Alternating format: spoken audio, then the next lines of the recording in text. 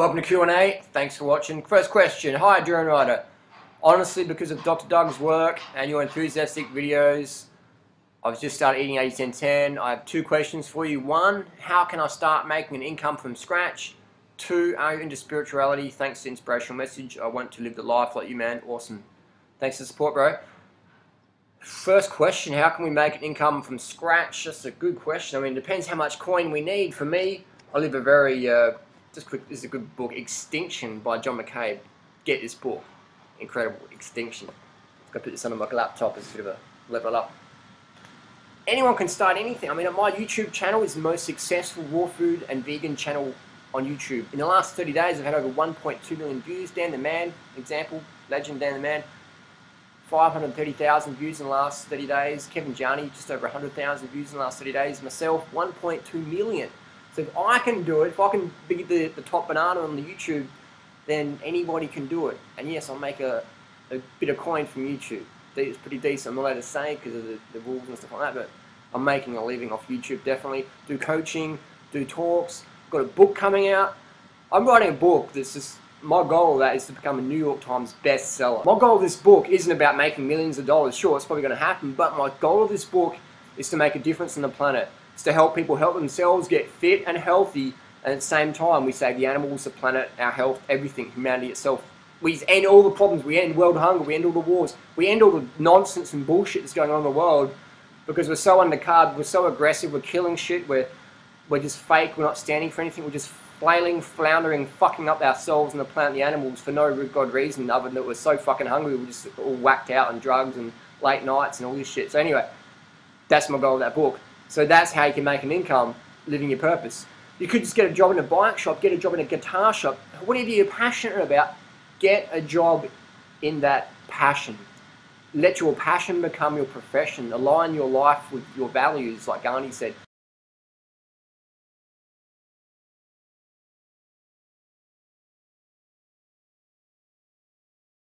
Too long I worked in things I had no passion about. I worked in factories, I worked in the bike messenger, and eventually I started going, I'm worth living my life purpose. I'm worth living my life purpose. It's time for me to stop working these jobs I hate, to buy crap I don't need, to sort of fill some sort of void because I'm not living my passion. So I've got rid of all that stuff, rid of the gold watches and the Armani crap and the Yves Saint Laurent cologne, all that just nonsense shit. I'm making more money than I ever have in my life now. I'm spending less money than I ever have in my life now. It's sort of weird. Our main expenditure is fruit. You know, I'll spend $100 for a meal on fruit. I'm like, here's the money, there's the fruit, boom.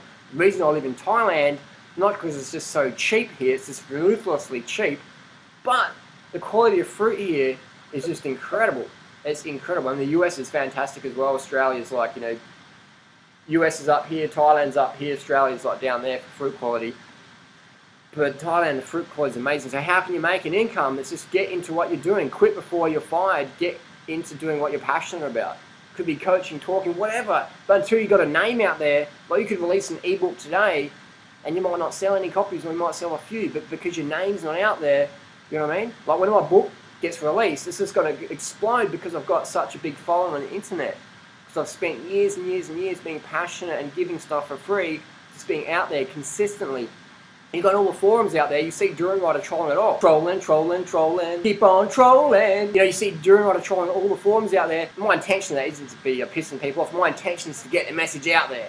And I'm just like the Lance Armstrong of the keyboard on the computer, just trolling all the time, out there. My goal of that is to get the message out there. Create controversy, get people talking, create some drama, entertain people. We live in this world of edutainment. Quick, quick, quick, click, click, click, boring, boring, next, next, next.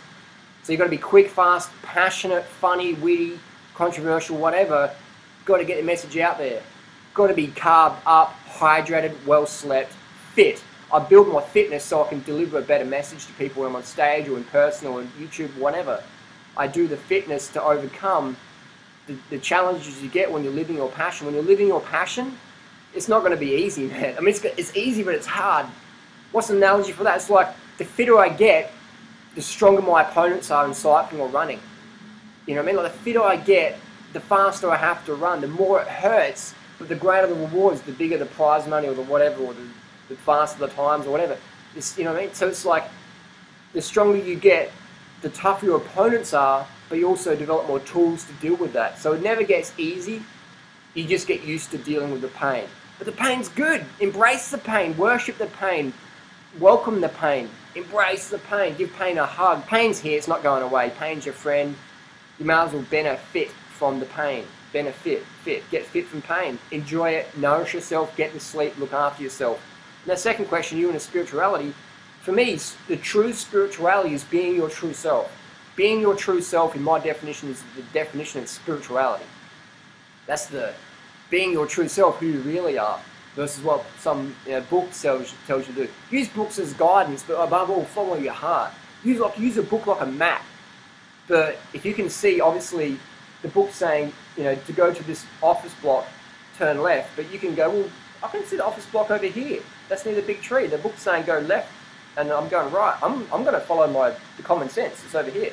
So follow your heart, follow your intuition, and use books as a guide. So when it comes to spirituality, I'm into following my heart. I'm into doing good things. I'm into being a vegan, not because it's a healthy thing to do or because it's, yes, it is the healthy thing to do. It's the best thing to do. You're saving the animals, the planet, your health. Being a vegan, yeah.